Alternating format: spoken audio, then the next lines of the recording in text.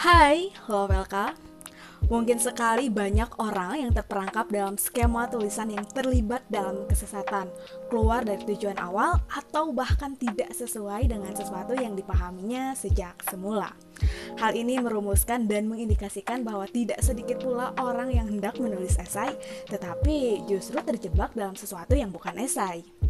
Dan begitu pula sebaliknya, mungkin banyak sekali orang yang membuat sebuah tulisan yang berbentuk esai, tetapi penulisnya tidak menyadari bahwa sesuatu yang ditulisnya adalah esai. Membingungkan dan dilematis sekali ya, dan kok bisa begitu? Ibarat orang yang hendak mempersunting seseorang untuk menjadi pasangan hidupnya. Orang yang akan menulis esai setidaknya harus mengenal jati diri esai, sesuatu yang akan bercengkrama dengannya secara intim. Ketidakmengenalan terhadap sesuatu yang akan dipersunting hanya akan membawa seseorang pada keabstrakan, kekaburan, kesesatan, atau bahkan pada kesia-siaan belaka. Pemahaman terhadap jati diri esai menjadi syarat mutlak agar bisa menghasilkan tulisan yang benar-benar esai, terlebih lagi esai yang gemilang dan penuh cita rasa. Nah, untuk itu simak penjelasan tentang 3 hal yang perlu kamu perhatikan agar bisa menghasilkan tulisan yang benar-benar esai bagian 1. Oh iya, penjelasan ini aku abstraksikan dari esainya Ignaz Claden yang membahas tentang esai. Namun sebelum kita mengulas jati diri esai yang baik itu seperti apa, sebagaimana yang Claden sebutkan, tentu kita harus mengenal definisi esai sendiri itu seperti apa, sebagai bekal untuk kita memahami esai secara mendalam. Menurut KBBI, esai merupakan karangan prosa yang membahas suatu masalah secara sepintas lalu dari sudut pandang pribadi penulisnya. Itu artinya esai ini bersifat subjektif ya, mengutamakan subjektivitas si penulis dalam memandang dan juga menarasikan suatu masalah. Dalam esainya, Claden menguraikan seluk-beluk jati diri esai sebenarnya itu seperti apa. Esai yang gemilang dan penuh cita rasa itu sebenarnya seperti apa sih? Oke, tanpa berpanjang-panjang, walau sebenarnya sudah panjang, kita bahas dari yang pertama ya. Dalam esainya, Claden menyebutkan bahwa kata kunci esai yang pertama dan harus diperhatikan itu adalah kespontanitasan.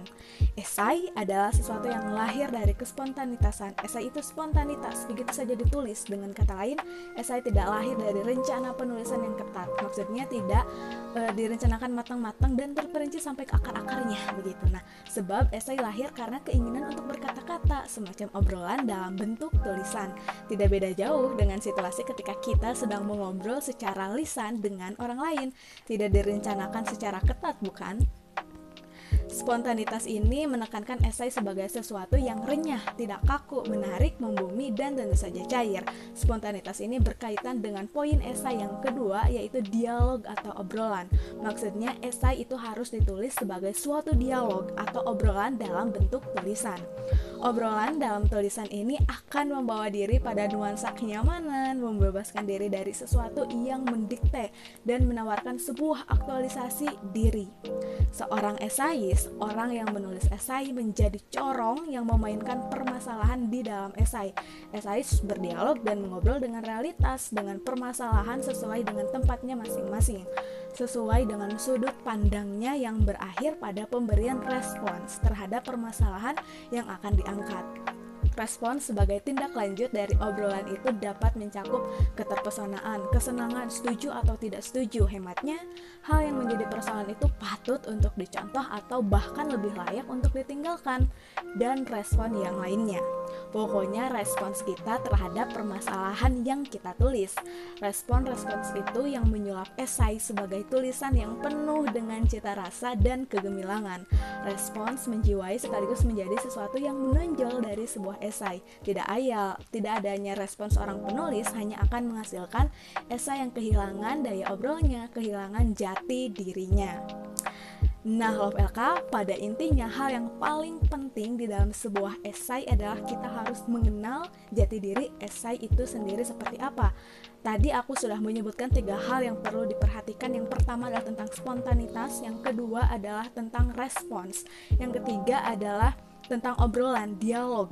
Dengan kata lain, esai itu sesuatu yang tidak mendikte gitu. Ya, mengobrol aja seperti biasa begitu. Kita tidak menggait orang lain untuk mengikuti apa yang kita pikirkan gitu, tetapi kita memberikan respon kita, tanggapan kita terhadap berbagai permasalahan. entah orang lain mau mengikuti atau tidak itu bukan urusan kita dan bukan urusan mereka juga sebenarnya. Nah, yang paling pentingnya juga adalah tentang respons yang kita berikan. Usahakan kita memberikan respons yang unik, yang beda dari yang lain. Kita menempatkan sudut pandang yang berbeda agar bisa menghasilkan esai yang unik juga, beda dari yang lain gitu. Karena kalau esai yang kita tulis itu sama seperti orang lain, ya nggak menarik juga gitu. Apa perbedaannya dengan esai yang ditulis orang lain, apa perbedaannya dengan tanggapan yang orang lain. Intinya tanggapan atau respons kita terhadap sebuah permasalahan di dalam esai yang kita tulis itu sangat penting sekali. Jika tidak ada respons, maka tulisan yang kita tulis bukan esai sama sekali. Nah, Lovelka, itu dia merupakan sedikit ulasan mengenai esai ya. Esai menurut Ignaz Kleiden sebenarnya yang baik itu seperti apa begitu. Hal-hal yang perlu diperhatikan itu seperti apa? Nah, barusan aku sudah mengulasnya. Apabila ada yang masih kurang jelas, silahkan tanyakan saja di dalam kolom komentar, jangan pernah sungkan-sungkan. Dan apabila ada rekomendasi mengenai masalah bahasa, kebahasaan begitu baik yang lisan atau tulis maupun juga masalah kesusastraan yang perlu dibahas oleh LK, sampaikan juga di dalam kolom komentar.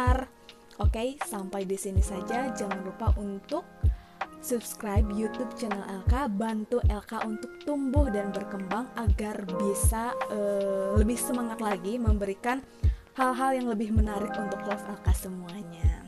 Oke, sampai di sini saja. Sampai jumpa di video yang lain.